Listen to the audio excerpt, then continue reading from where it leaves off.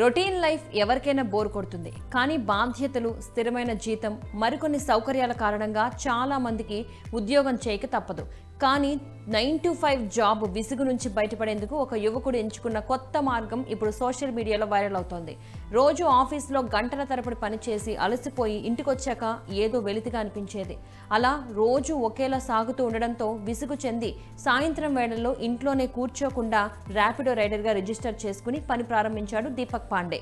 ఇది అతనికి ఆర్థికంగానే కాకుండా మానసికంగానూ ఎంతో మేలు చేసిందని సోషల్ మీడియాలో రాసుకొచ్చాడు. దేశం చుట్టి రావాలన్న తన కలను సాకారం చేయడానికి రోజుకు అదనంగా 600 నుంచి 700 వరకు సంపాదిస్తానని, అదే ఫుల్ టైం రైడింగ్ చేస్తే రోజుకు 1500 వరకు సంపాదిస్తానంటూ దీపక్ పాండే తన గురించి ఇన్స్టాగ్రామ్ వీడియోలో చెప్పుకొచ్చాడు. స్థిరమైన ఉద్యోగం ఉన్నప్పటికీ మానసికంగా ఎంతో అలసిపోయినట్లు అనిపించడంతో ఈ నిర్ణయం తీసుకున్నానని దీపక్ తెలిపాడు. ఆఫీస్ పనిలోని రొటీన్ నుంచి తప్పించుకోవడానికి సరదాగా ప్రారంభించిన ఈ ప్రయోగమే రెండో ఆదాయ వనరుగా మారిందని తెలిపాడు. కేవలం అదనపు ఆదాయం మాత్రమే కాదు, విభిన్న వ్యక్తులతో మాట్లాడడం, నగరాన్ని చుట్టేయడం, కంఫర్ట్ జోన్ నుంచి బయటకు రావడం కారణంగా సరికొత్త జీవనశైలి అలవాటై కొత్త స్ఫూర్తినిస్తోందని దీపక్ తెలిపాడు.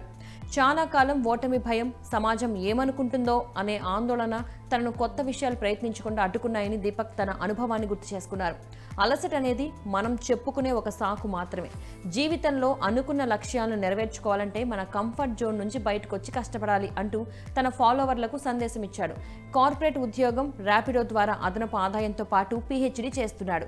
స్వయంగా వంట చేసుకుంటాడు. సోషల్ మీడియాలో కంటెంట్ క్రియేట్ చేస్తూ వీడియోలను ఎడిట్ చేసుకుంటాడు. దీంతో దీపక్ లైఫ్ స్టైల్ పై సోషల్ మీడియాలో ప్రశంసల జల్లు కురిపిస్తూ ఆల్ ది బెస్ట్ చెబుతున్నారు.